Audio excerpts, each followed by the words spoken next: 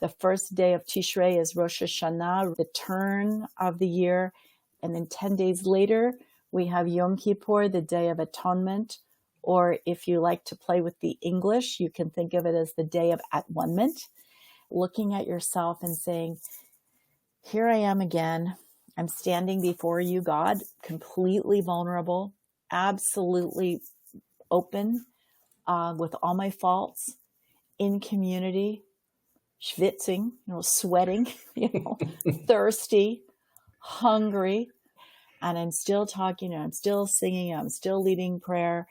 And when I finish at the end of the day, and it's time when we do Ne'ilah, the last service, and the sun goes down, and now it's time to eat, it's like I'm on such a high, I don't ever want to eat again. It's the best feeling in the world, and it's a completely spiritual uplift. So I'm talking about Yom Kippur. I'm talking about the entire trajectory. We also have something really powerful that's called Yizkor.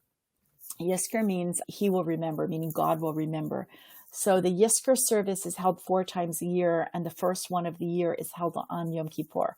So you start the new year, and then you go, boom, 10 days later into this intensity, which includes a communal bereavement service in which people remember and weep. And I find it so cathartic. Some people have just had losses. Other people haven't had a Yizkor service since the previous spring.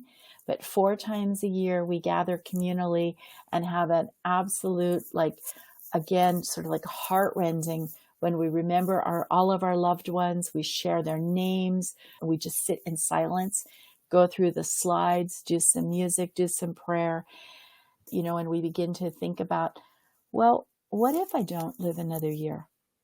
Well, what if that's my reality, who will live and who will die? Maybe I'm not going to make it. Maybe my loved ones aren't going to make it. And that brings me really to, I think, the most powerful Rosh Hashanah experience I ever had. My mother was diagnosed with brain cancer.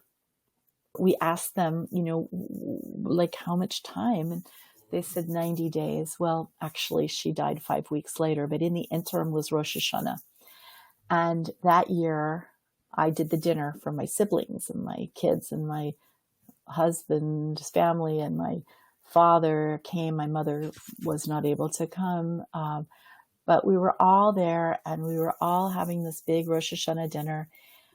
And I just had this moment of I actually do know. I actually do know someone who for sure will not be here next year at this time. And that was all the times that I'd said the prayer, who will live and who will die, and who by this and who by that. I was looking around this table, and I realized that as the oldest daughter, I had just stepped into the matriarch's role, that the dinner that my mother would have hosted, I was hosting. And everything had shifted, like the entire world had shifted. And sure enough, my mother was dead within weeks. And I've become the oldest living female in my nuclear family. And I'm now the one to host the Passover dinners. And I'm now the one to hand down the recipes. And I'm now the one to, hold on to the traditions and hope that they take with my children.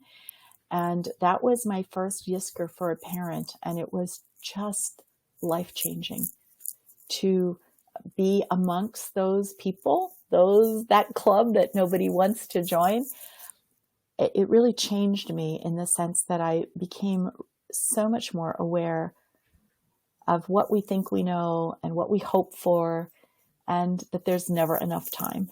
And now when I go through Rosh Hashanah and that process of, it's a new year, it's a new opportunity, I think I hold it a lot more tightly about, it really is a new opportunity. Every day is a new opportunity.